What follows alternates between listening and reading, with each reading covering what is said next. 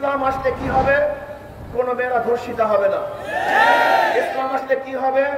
কোন মেয়েদের উপরে অ্যাসিডের জব্দ করা হবে না। ইসলাম আসলে কি হবে? জাহাঙ্গীর ইউনিভার্সিটির 100 মেয়েকে ধর্ষণ করার পরে সেঞ্চুরি পালন করা হবে না।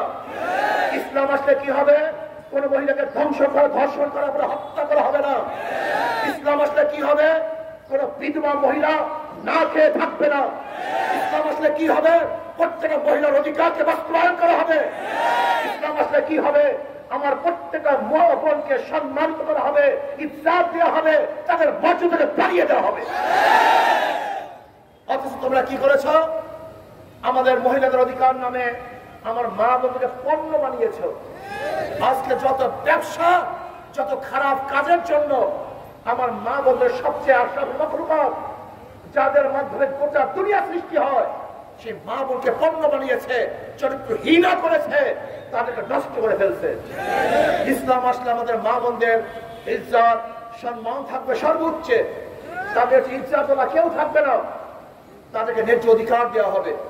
ইসলাম ক্ষমতা আসলে ডাস্টবিনে খাদ্যের জন্য কাজ কুকুরের সাথে কোনো পরিবার লড়াই করবে না। সরকার প্রত্যেকটা ক্ষুধার্ত মানুষকে ক্ষুধা নিবারণ করার ব্যবস্থা করবে। ইসলাম ক্ষমতা আসলে বাংলাদেশে একজন বস্ত্রহীন মানুষ থাকবে না, গোটা বাংলাদেশের প্রত্যেকটা মানুষকে বস্ত্রের ব্যবস্থা সরকার প্রদান করবে। ইসলাম আসলে কি হবে? কোন মানুষ খোলা আকাশের নিচে থাকবে না, কোন মানুষ নিষেধের মধ্যে আর বৃষ্টির মধ্যে আর রোদের মধ্যে পড়বে না।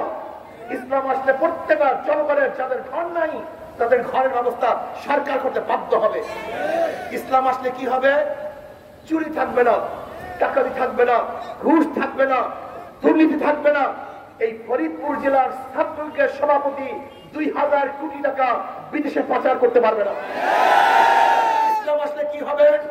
আজকে 14 লক্ষ কোটি টাকা যারা শাসক ছিল, তারা আমাদের দেশের টাকা বিদেশে পাচার করেছে। ইসলাম আসলে বাংলাদেশে একটা টাকা বিদেশে পাচার হবে না। আজকে ইসলাম আসলে কি হবে আপনারা জানেন? যেরকম আজকে ব্যাংক থেকে 98,000 কোটি টাকা লুটপাট হয়ে গেছে, ইসলাম আসলে একটা টাকাও লুটপাট করা হবে না। ইসলাম আসলে কি হবে? আজকে গোটা বাংলাদেশের অর্থনীতি মাত্র 20-25 পরিবারের কাছে। ইসলাম আসলে সুষম বন্টন করা হবে। প্রত্যেকটা মানুষ তারা বাংলাদেশের টাকা নিয়ে উপকৃত হবে, ব্যবসা করতে পারবে। আজকে রিক্সাওয়ালাদেরকে টাকা দেওয়া হবে, ঠেলাওয়ালাদেরকে টাকা দেওয়া হবে, শ্রমিকদেরকে টাকা দেওয়া হবে, কুলি মজদুর তাঁতি ঋষি জেলে যেখানে গরিব আছে না কেন, বাংলাদেশের সরকার দায়িত্ব নিয়ে তাদেরকে ধনী বানাবার ব্যবস্থা করবে। আমি আশ্চর্য হয়ে যাই, আজকে শিক্ষিত সমাজ তোমাদেরকে দেখে আশ্চর্য হয়ে যাই। দেখো, ইসলামের প্রত্যেকটা অর্থনীতি গরিবদের জন্য। ইসলামের মধ্যে গরিব ধনী হয়, আর বর্তমান পুঁজিবাদী অর্থনীতি ধনী ধনী হয়, গরিব গরিব হয়।